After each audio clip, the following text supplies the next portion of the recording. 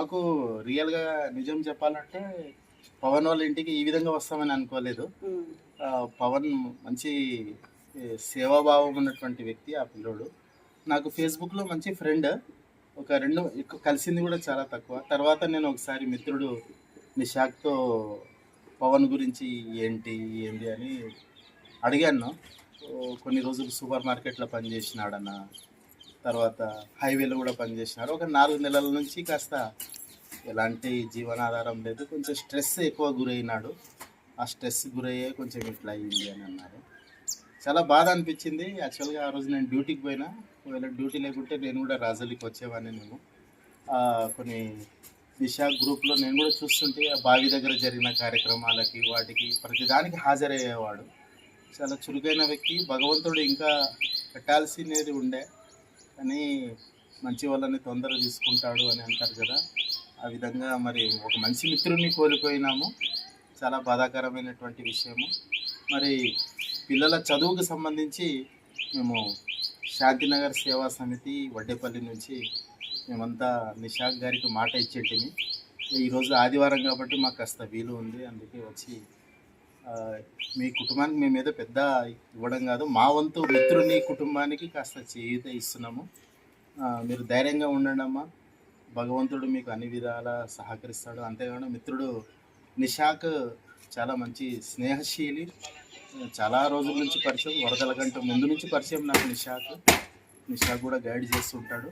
ఒక బాధాకరమైనటువంటి వాతావరణంలో మీ ఇంటికి రావడం కాస్త బాధ అనిపిస్తుంది. అందరి బాగోగులు చూసి ఆ భగవంతుడు మీ కుటుంబానికి ఒక రకంగా అన్యాయమే జరిగింది. చనిపోవాల్సిన వయసు కాదు పవన్‌ది. ఏది ఏమైనప్పటికీ పవన్ మిత్రులుగా మేము మీకు తోడ్పాటు అందియాలని ఈరోజు రావడం జరిగింది.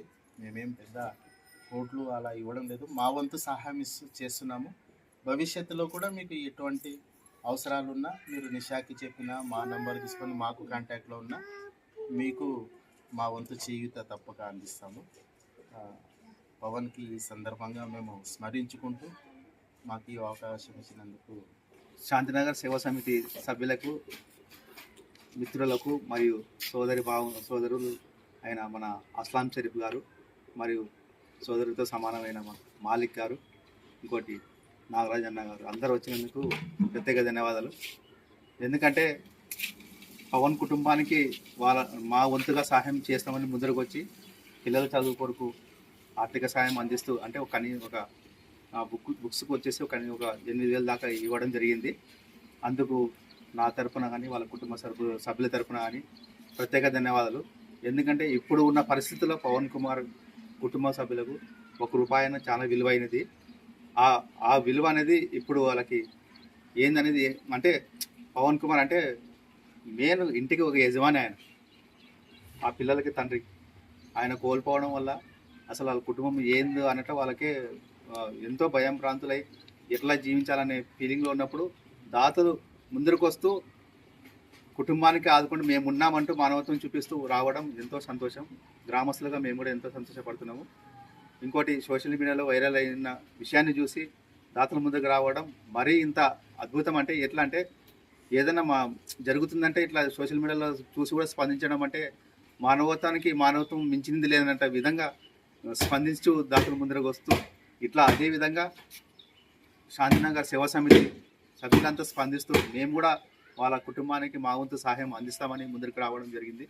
అందులో ముఖ్యంగా కుటుంబానికి పిల్లల చదువు కొరకు బుక్స్ కొరకు ముందరికి రావడం, ఇంకోటి అక్కడ స్కూల్లో కూడా వాళ్ళ మిత్రుడైన చైతన్య స్కూల్ అక్కడ యజమాని వాళ్ళతో కూడా వాళ్ళు కూడా మాట్లాడడం జరిగింది. అది కూడా సహాయం చేయడం జరిగింది. దాంతోపాటు బుక్స్ కూడా మేము ఇస్తామని ముందరికి రావడం చాలా సంతోషం. ఇట్లా ప్రతి ఒక్కరు ఇలాంటి వాళ్ళకి ఏదైనా జరిగినా ప్రతి ఒక్కరు మానవత్వం స్పందిస్తేనే మనం కూడా ఒక మానవత్వంగా మనం ఒక మంచి జన్మ అయినట్టు ఉంటుంది. కాబట్టి ప్రతి ఒక్కరు స్పందిస్తూ ఇలాంటి కుటుంబాలకు కానీ ఈ పవన్ కుమార్ వారి కుటుంబాలకి స్పందిస్తూ ముందరికి వస్తూ సహాయ సహకారం అందించిన ప్రతి ఒక్కరికి దాతలకి నా తరపున వాళ్ళ కుటుంబ తరపున ప్రత్యేక ధన్యవాదాలు.